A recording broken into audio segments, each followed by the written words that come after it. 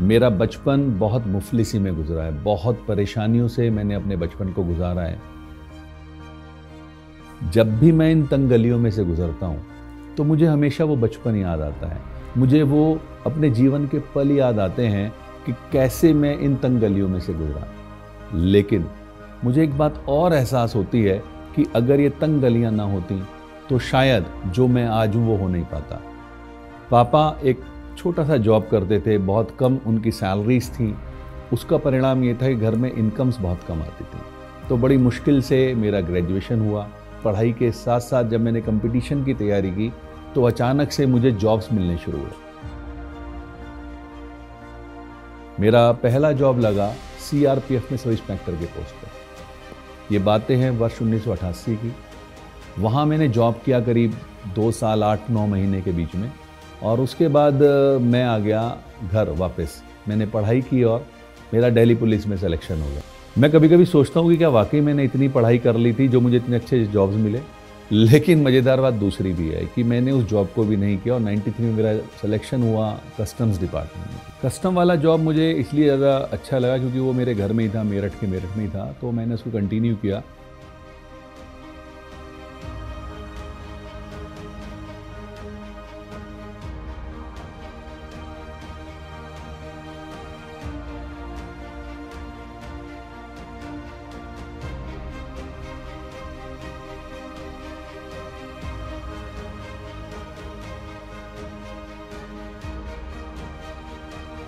लेकिन इसी बीच में फिर मेरी शादी हो गई।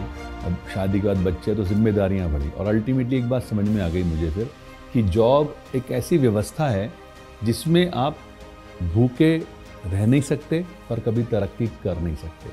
और इसी बात के मद्देनज़र मैंने ढूंढना शुरू किया कोई एक ऐसा प्लेटफॉर्म जो मुझे एक्स्ट्रा इनकम दे सके। And I am thankful to the person mister JK Gupta. Unfortunately आज वो हमारे साथ नहीं है, बट यस, वर्ष 2004 में वो मेरे लिए एक देवता के रूप में सामने आए। उन्होंने मुझे फॉरएवर के मार्केटिंग प्लान के बारे में बताया।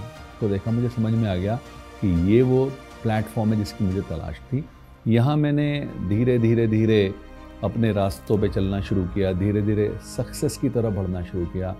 अगले 6 महीने में मैनेजर हो गया।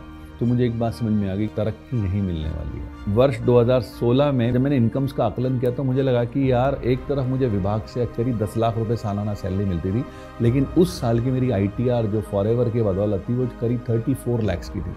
तो मैंने डिसीजन लिया किसी और को मौका देते हैं सरकारी नौकरी करने का, और मैंने क्विट किया। और मैं वर्ष 2017 जनवरी से फुल टाइम आज इस बिज़नेस को बिल्ड कर रहा हूँ। इस व्यापार में मुझे वो सब चीज़ें मिली, चाहे मैं इंटरनेशनल ट्रेवल की बात करूँ, चाहे मैं एक अच्छी हेल्थ की बात करूँ, चाहे मैं एक अच्छी फैमिली लाइफ की बात करूँ, चाहे अच्छे मकान की बात करूँ। मैंने एक हर वो चीज़ जो मनुष्य, एक आम आदमी अपने जीवन में कल्पना कर सकता है, वो इस प्लेटफॉर्म से मुझे मिली है। अभी हाल ही में ऐसी बीमारी ने दस्तक दी जिसने पूरी दुनिया को रोक दिया। हम लोग भी बड़ा सोच रहे थे कि कैसे होगा। थैंक्स टू फॉरएवर के प्रोडक्ट्स, जिनकी वजह से हमारा इम्यूनिटी सिस्टम बहुत अच्छा रहा, and thanks to the marketing plan and the flexibility of the marketing plan, कि हम लोगों ने कोविड के उस दौर में डिजिटल प्लेटफॉर्म का सहारा लेकर के अपने बिजनेस को कंटिन्यू रखा, जिसका रिजल्ट ये रहा कि हमारे चेक्स नहीं रुके, जिसका रिजल्ट ये रहा कि हमारे इनकम्स नहीं रुके, जिसका रिजल्ट ये रहा कि बहुत सारी इंडस्ट्रीज सफ़र कर गई, लेकिन फॉरएवर में इनफैक्ट और ग्रोथ होती चली गई। क्यों? क्योंकि हर किसी व्यक्ति को 2 तरह की चीज़ें ऐसे दौर में चाहिए थी, एक अच्छा स्वास्थ्य और एक अच्छा साधन। स्वास्थ्य फॉरएवर के प्रोडक्ट्स की वजह से मिला और साधन फॉरएवर के मार्केटिंग प्लान ने दिया। आज हम इस डिजिटल प्लेटफॉर्म का इस्तेमाल करके अपने बिजनेस को और ज़्यादा ऊंचा और ज़्यादा बड़ा बना रहे हैं। मुझे सपने देखना अच्छा लगता है, मुझे लोगों को सपने दिखाना अच्छा लगता है और उन्हें पूरा करने में उनकी हेल्प करना अच्छा लगता है।